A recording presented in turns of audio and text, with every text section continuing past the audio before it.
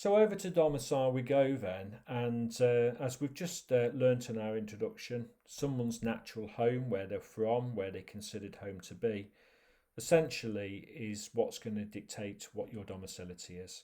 And you acquire this at birth, and you, generally speaking, would take your father's domicility. There are situations when you won't, but it's common that you take that from birth.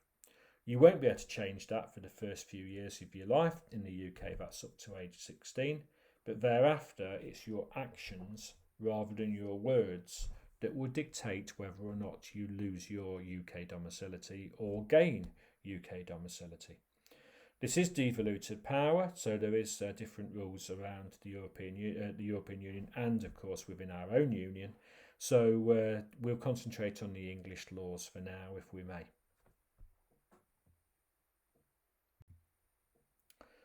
So here we have a situation of domicile of choice, and there's some rules coming up here. So we've already said that you acquire your father's domicility on birth, and essentially you'll keep that till you're age 16. Now there are some reasons why you will not take your father's.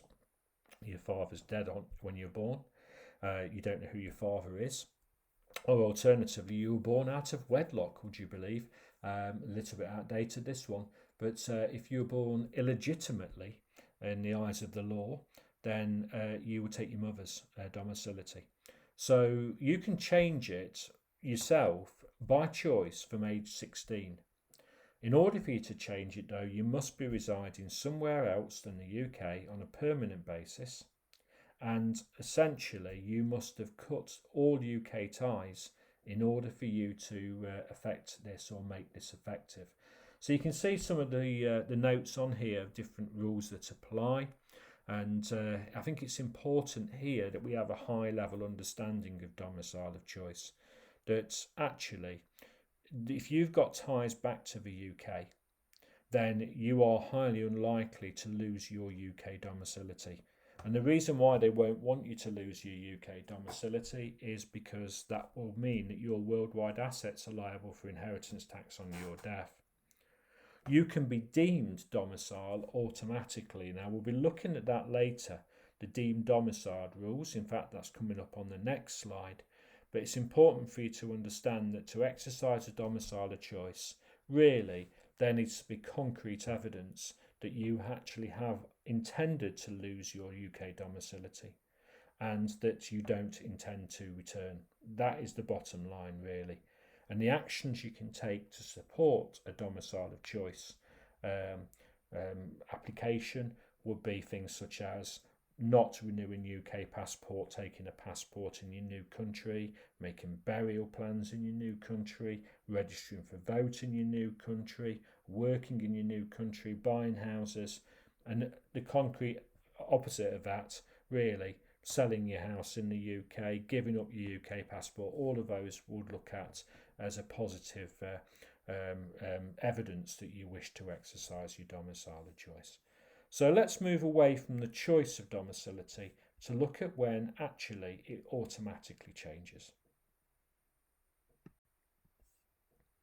So the automatic changes of domicility is where we find deemed domicility, deemed domicile rules. And these only apply in one situation, and that is somebody moving here to the UK, laying down roots and staying here in the UK. So this does not apply automatically for anyone leaving the UK shores. There is no deemed domicile rules for going. There's only deemed domiciled rules for coming here. And this is complicated because you can be deemed domiciled for tax reasons, but that doesn't necessarily mean that you've got the rights of citizenship here in the UK. They are two totally different things. We're talking purely and simply here about deemed domicility for tax purposes. The bottom line with this, well, you come here to live, you're resident in the UK.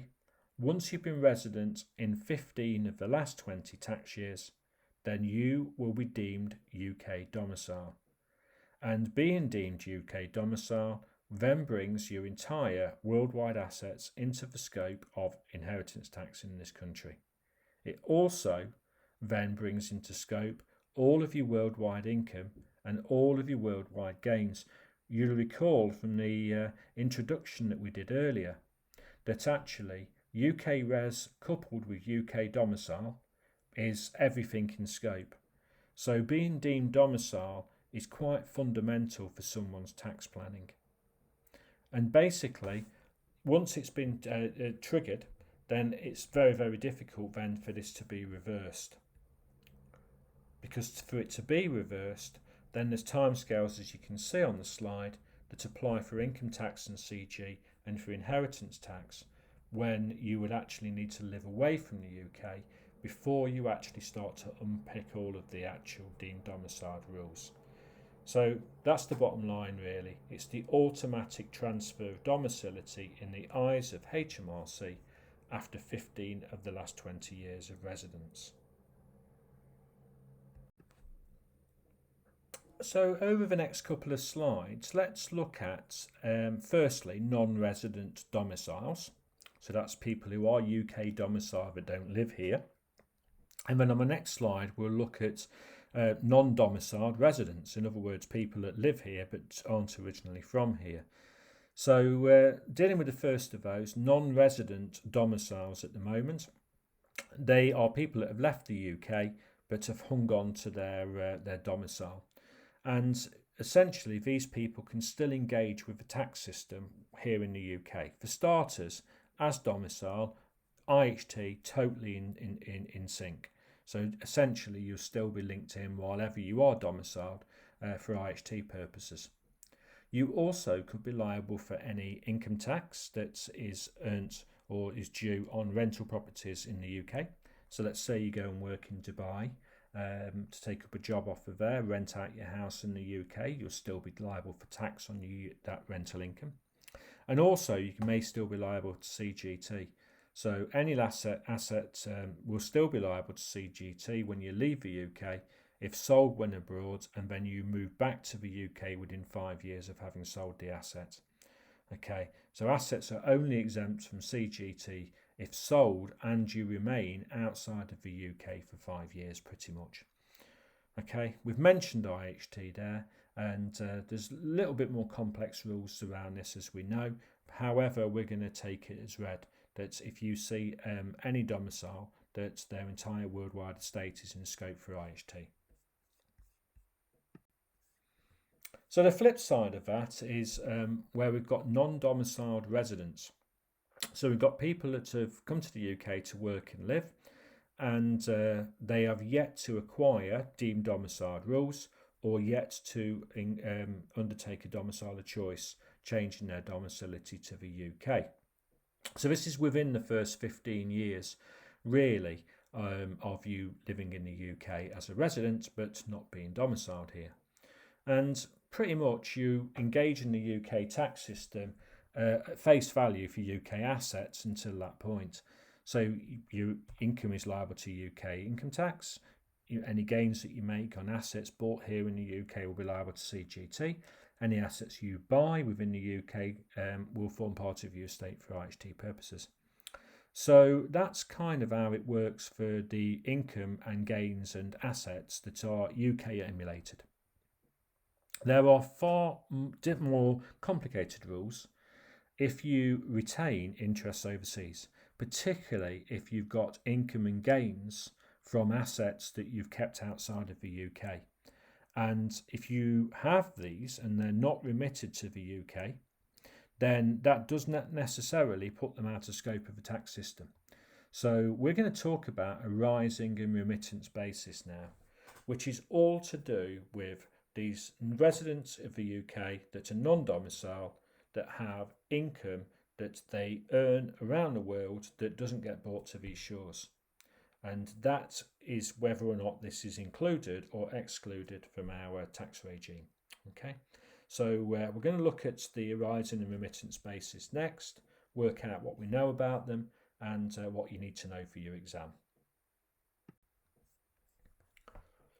Okay, so let's have a look at the arising basis first and foremost. So should you be resident in the UK, you're not originally from the UK, you're non-domiciled. but you have significant interests and significant income generated from where you originally from, then you can elect essentially for that to be included in your tax regime here in the UK. In other words, you're taxed on your worldwide income and your worldwide gains. In choosing this option, you'll retain all of your allowances and exemptions. Essentially, you just give yourself a pay rise here in the UK and pay tax on it in the UK as if you'd earned it in the UK. Now, for many people, that doesn't seem all that appealing, mainly because it might have been taxed in the country of origin as well. Can't be if there's a double taxation agreement in place between the two countries, but there's many countries from around the world that don't have a double taxation agreement with HMRC. So the alternative is the remittance basis, where essentially you're taxed on your UK earnings and your UK gains, and you then only taxed on income and gains that you remit to the UK. And what happens with these is essentially you can choose to pay a certain amount of money upfront to HMRC in certain circumstances, which allows you to bring that in without it being added to your UK tax regime. So we'll be looking at this in more detail on the next slide. Okay, so only non-domiciles are allowed to claim the remittance basis. And that's crucial, really. That's the people this affects. So let's have a look at the remittance basis, which is the more complicated, on the next slide.